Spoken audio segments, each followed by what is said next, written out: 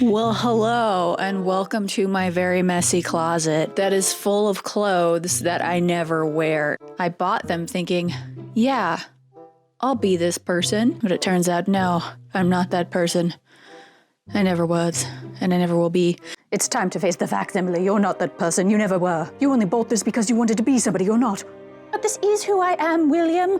This is. I can be that girl. I can be that girl again. You don't know. I do, Emily. Not only are you not this person, but you don't love me. You never did. I do love you, William. I do. Or at least I did love you. Once. Now, for those of you looking at this and thinking, Courtney, that's not a lot of clothes. Like, I don't understand why you're so like, oh, geez, I've got too much going on in here. Well, let me direct your attention to my very substantial floordrobe. As you could probably tell from the way that I'm dressed right now, I'm not the most fashionable person in the world. So rather than going out and buying more clothes, trying to fool myself into thinking, yeah, I'll be that person, I'm going to take the clothes that I have and try and turn them into something that I actually will wear. So today it's going to be a mix of transforming clothes that are in my closet and just kind of repurposing them into new items of clothing that I'll actually wear. And some of it is making some brand new stuff out of fabric that I have, because I also have not a huge stash of fabric, but I do have some fabric that I purchased for like different purposes. And so I will make some new stuff too. But mostly it's going to be taking old stuff from my closet and transforming it into something I'll actually wear. So after spending a not insignificant amount of time sorting through that pile, I came out with several garments that need adjusting. The first is this dress that I made out of an old bed sheet. I love the pattern for this dress. I love the way that it fits. However, the ruffles at the straps are making it look more like an apron and less like a dress. So I want to lengthen those out and turn them into proper sleeves instead of just ruffles at the straps. This next dress I have in several colors. I liked it a lot when I first got it, but after seeing myself in the mirror waving at somebody, I noticed that my arms flop around a lot. Now I've got a complex about having things without sleeves. Same thing with this black dress that I made. I love it. It's great, but the sleeves are just a little bit strange. So I need to fix those so they don't float out so much from my body. I also have several t-shirts that I need to do something with. I don't know what yet. Then I purchased 3 pairs of shorts, all in the same style and the same size, but 2 of them fit really weird. They make it look like I'm carrying a lot of weight on my front, even though I don't really carry a lot of weight there. It's like a I've had several kids kind of look, and I do have 2 kids, but I don't want my shorts to make it look like it. So I think I'm going to attempt to turn these into mini skirts instead. Then, on a recent trip to Hobby Lobby, I purchased this pattern from McCall's because all of the McCall's patterns were on sale for 99 cents. So let's do that today. Roll the cutting montage!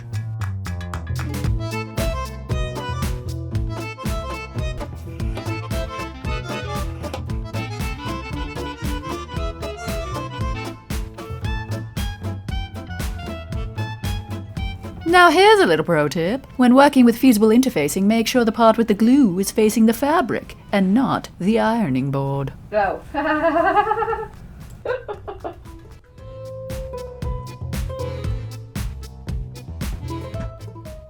Once everything was all cut out, it was time to sew it all together. One thing I really like about this pattern, apart from just being a really awesome, easy beginner pattern, is that it's written in such a way that all of these seams are enclosed. So it either has flat felled seams, or it's got 2 layers of fabric that have the seam wedged between the 2 pieces of fabric, so it looks just as good on the inside as it does on the outside.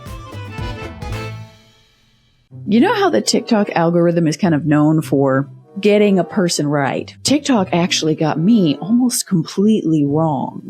It pegged me as an asexual lesbian who's really into wholesome videos about cool sticks people found. And it was completely wrong, except for the sticks. That was pretty cool. If I had to make an almost offensive caricature of what I thought an asexual lesbian would wear, this is it. This is it. And the fact that I like it makes me wonder if I need to reevaluate whether or not TikTok knows something about me that I don't. Because I kind of like it. You know who this reminds me of? This reminds me of Kate McKinnon's UFO abduction character. Look, it wasn't my worst Wednesday night. Oh, I love this shirt so much. I like it a lot. It is so unflattering, but I love it so much. I like this a lot. I'll probably wear it tomorrow while I'm crafting some other things. Yeah. See you tomorrow. Later on, off camera, I ended up making a second one of these shirts using an old polyester bed sheet. Today I'm working on my t-shirts. I found this really helpful tutorial by a channel called So Annoying, S-E-W, Annoying, and it was really easy to follow along with. Basically, you just cut the sides off the shirt and then sew it on to some rectangular strips of fabric to help create a flowy t-shirt effect. I did that to pretty much every single t-shirt that I wanted to modify for this project, and I am planning on doing it to the t-shirt that I will definitely be buying at the BTS concert that I'm going to in a few weeks. It was so simple, and I think it turned out pretty cute too. I'll leave a link in the pinned comment to the original tutorial that I followed for any of you who want to check it out. Today I need to finish my other dresses. I put everything in the wash and washed them to see kind of how the fabric would change once it went through a cycle of the wash and the dryer after having been sewn together. And I'm really glad that I did that because some of the things like shrank a little bit, which means that they're not quite as loose and ill-fitting as I thought they were going to be, which is awesome.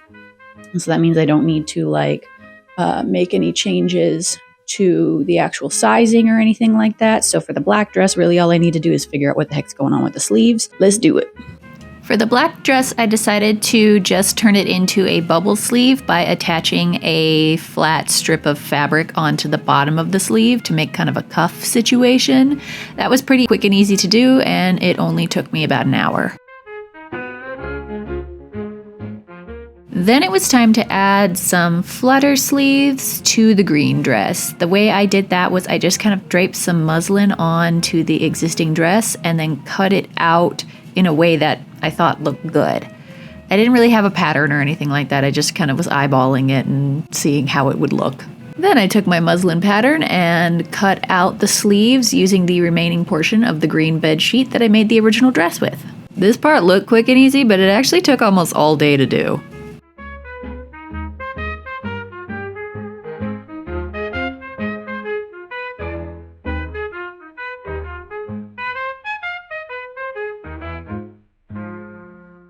Next, it was time to work on the shorts. These shorts thankfully have cuffs sewn into them, so I was able to unpick those cuffs and use that extra length to turn them into mini skirts. Without those cuffs, I think they would have been too short to become a skirt. I don't like having skirts where I constantly am worried about showing people my underwear. And it's not even like showing people my underwear, it's showing people the shorts that I'm definitely wearing under the skirt. But thankfully these had cuffs, so I was able to use that extra length. Once I unpicked the stitches from the cuffs and the legs, I was able to line them up and cut off any excess. My goal with this was to make the new seam blend into the existing seams as much as possible so that it looks like it was always a mini skirt. And a couple days later, this is what I had. I tried to blend in the seams as best I could. You can still kind of tell where the new seam begins, but overall I'm pretty happy with it. Okay, so I think the last thing that I want to do for this video, or this week of crafting. So I have 3 of these dresses. Now these 2 I got this black one and then this like orangey pinkish one. These are both my size, but just, you know, the bingo wings, like the Yahtzee, don't look so great in sleeveless things. So that's why I don't wear these ones all that much. And this one never stood a chance because I tried on one of these dresses at the store, thought it looked good, so I went and grabbed it in a couple other colors, and it turns out the one that I grabbed in white that I thought was my size was just on the wrong hanger. So instead of it being like a medium, it is a 2XL, which is too big for me. As you can see, this is definitely too big. But it did give me an idea because this could actually be a skirt on me, but I want it to be like a long, super flowy skirt, you know? I don't know if I want to do patchwork with this necessarily, or if I want it to be stripes. I think if I do stripes, it's going to look a little bit Beetlejuice, you know? So I think I will do patchwork, but I don't know.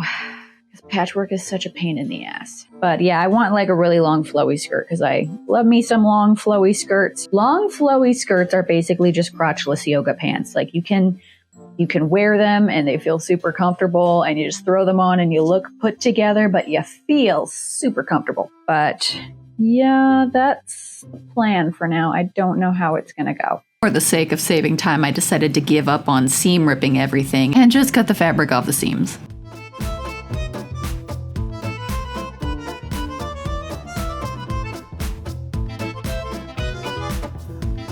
I cut a bunch of patches of equal size out of the fabric and then created layers. Each layer was 50% bigger than the layer above it. So if the top layer had 4 patches, then the second layer had 6 patches, and the third layer had 9 patches, and so on. That's an easy way to create a nice, flowy skirt. Once I was happy with the arrangement of all the patches, I sewed everything together, then created an elastic waistband. Once that was done, the final project for this wardrobe makeover was done.